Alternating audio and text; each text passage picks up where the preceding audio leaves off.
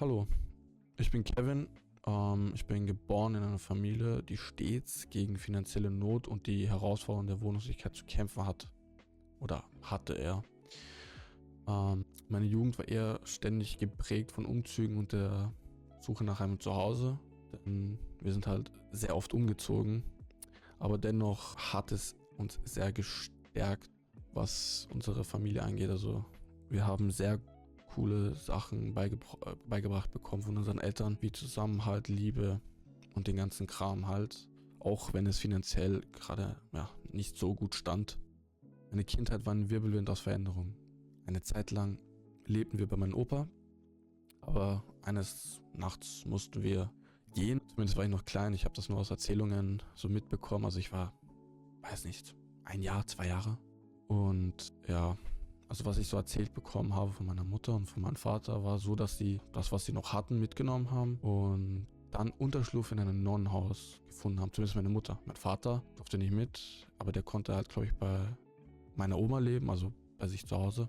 Dort sind wir eine Weile gewesen, aber daher ich noch ein Kind war, glaube ich, ist es uninteressant. Sagen wir mal so, ich kann nicht so viel erzählen. Deswegen würde ich ein bisschen skippen, also so ein kleiner Timeskip. Wir alle waren schon auf der Welt. Ich war 6, mein Bruder war 5, meine Schwester war 3 und meine andere war 2. Also relativ hintereinander. Wir hatten eigentlich immer viel Spaß. Ja, wo wir gewesen waren, ist ein kleiner Raum mit wenig Privatsphäre, aber dennoch cool gewesen, als Kind zumindest. Weil ich meine, als Kind benutzt du dein Bett auch nur zum Schlafen, eventuell zum Ausruhen und dann bist du wieder draußen im Park und spielst mit deinen Freunden. Weil ich habe es für mich eigentlich als großen Spielplatz wahrgesehen. Auch wenn ich in dieser Wohneinrichtung namens Castanele echt viel Spaß hatte, war meine schulische Laufbahn, war nicht so ganz gut.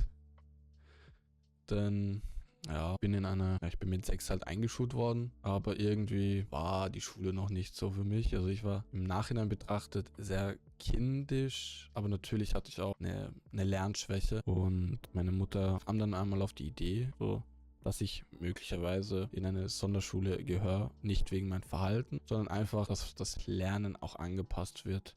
Es hat sich auch sehr gut also in der Zukunft hat sich das sehr gut herausgestellt, denn fangen wir mal normal an. Ich bin mit 6 in die Schule gekommen, in die Volksschule, war dort bis zur 3. und danach musste man sehr viel verhandeln, weil eigentlich, zumindest in dieser Zeit, wo ich aufgewachsen bin, 2006, war es nicht unbedingt üblich, wenn man eine Lernschwäche hatte, dass man in die Sonderschule kommt, sondern meistens, dass man halt, wenn man halt verhaltensauffällig oder so war. Zumindest war das halt die Argumentation meiner Lehrerin, weshalb ich nicht in die Sonderschule ging. Aber irgendwie ging es doch gut und ich bin dann in die Sonderschule gekommen. Hab da auch meine besten Freunde kennengelernt, die ich immer noch Freunde nennen kann. Und mit denen hatte ich auch irgendwie, also auch wenn wir Freunde waren, wir hatten einen Konkurrenzkampf und das hat den Ehrgeiz gesteigert. Und irgendwie wurde man dann immer und immer besser. Ja, eigentlich lief es ganz gut in der Schule, sowohl auch zu Hause. Zu Hause gab es gute Nachrichten, denn wir bekamen eine Wohnung von Wiener Wohnen. Hatten wir auch eine schöne Zeit. Wir hatten im 12. Bezirk, schöne Gegend, ein Zimmer mit meinem Bruder geteilt und meine Geschwister haben ein Zimmer geteilt und meine Eltern wohnten oder haben im Wohnzimmer geschlafen. Eine schöne Küche, also eine eigene Toilette, alles, also war alles chillig. Ja, aber lange war es auch nicht, denn wie es kommen sollte irgendwie, haben wir die Wohnung leider wieder verloren.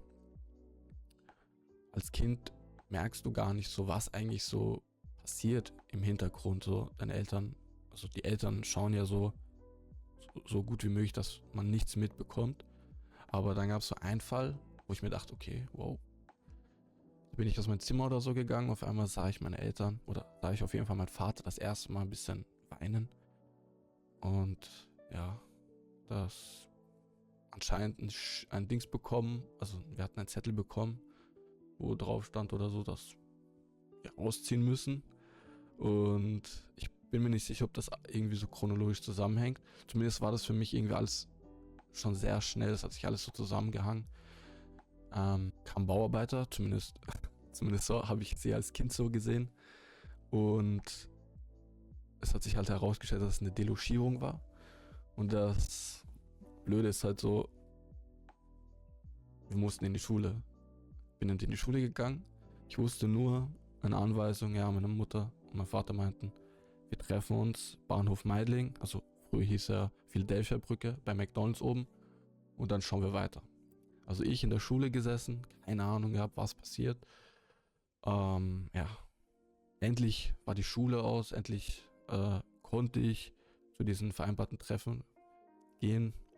Und ja, wir sind dann halt eine Weile bei meiner Oma gewesen. Also wir haben ein bisschen bei ihr übernachtet, so knapp 2 Wochen. Und wie der Zufall so wollte, sind wir wieder in die Kastanie gekommen.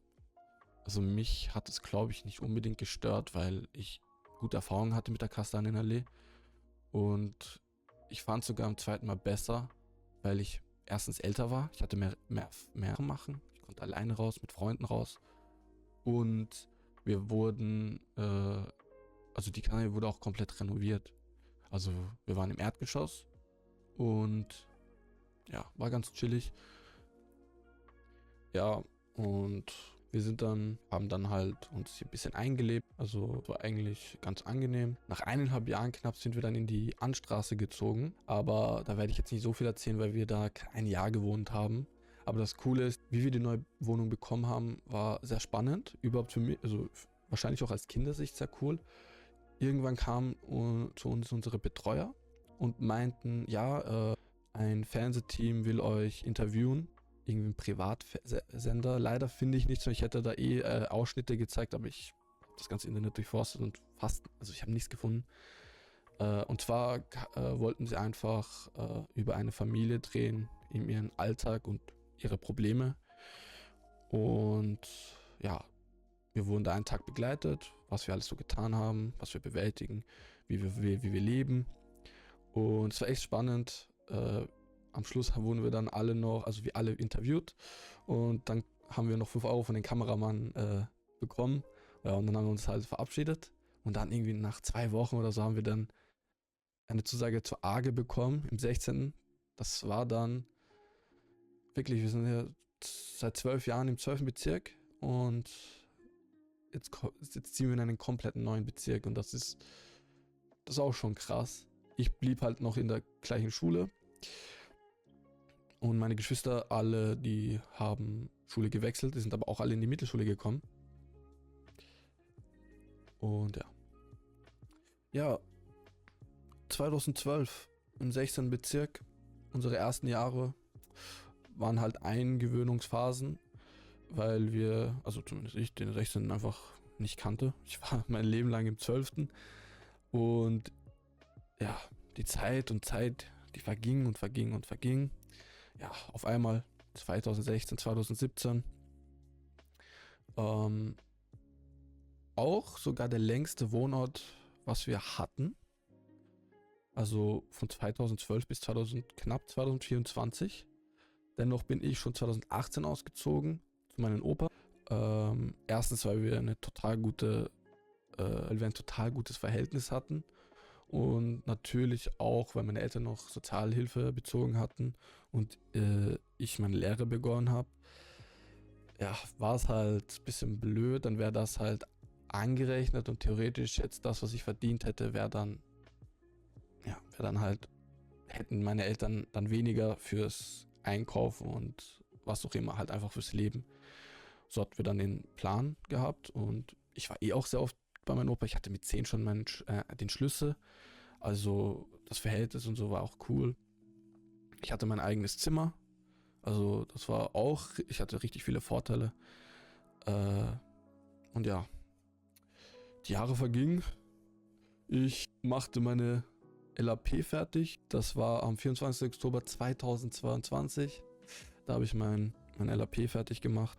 Darauf bin ich auch sehr stolz. Und ja, ich glaube, jetzt kommen wir sogar schon zum Schluss des Videos. Und zwar, weshalb ich mich für die Peerarbeit entschieden habe. Und ja, also mein Schlusswort ist, wieso ich mich für diese Peerarbeit entschieden habe. Ja, mein Schlusswort ist, warum habe ich mich für die Peerarbeit entschieden? Ich denke, es gibt viele Leute in der gleichen Situation oder ähnlich, die das, was ich halt auch so erlebt habe. Und ich möchte halt einfach den Leuten zeigen, dass man, auch wenn man echt viele Steine in den Weg gelegt bekommen hat, es irgendwie auch schafft, rauszukommen. Sei es Lernhilfe, sei es Schule, sei es, ich weiß nicht, also es gibt so viele Probleme. Aber man sollte sich nicht schämen für die Probleme, und die Probleme kann man auch positiv sehen, und zwar einfach, dass du noch stärker rauskommst. Und ich hatte auch ein sehr, sehr, sehr, sehr großes Glück mit meiner Familie, dass sie immer hinter mir stand, immer sehr viel Liebe von ihnen zurückbekommen habe. Auch wenn es einfach nicht leicht ist oder war mit 4 Kinder. Und ja, ich möchte nur Danke sagen, Mama und Papa. Ja, ich hoffe, das Video hat euch gefallen. Ich hoffe, man hat verstanden, was ich vermitteln will. Ich hoffe, es war unterhaltsam. Ich hoffe, es war nicht zu traurig. Denn ich bin eher ein Fan von, auch wenn es traurig ist oder Dings ist, dass es trotzdem irgendwie dass man irgendwas Positives draus ziehen kann. Ich hoffe, das war alles verständlich. Ich habe das gerade gefreestylt und deswegen möglicherweise unverständlicher gesprochen. Aber ja, das war halt das, was ich noch sagen wollte. Und ja, danke fürs Zuschauen. Ciao.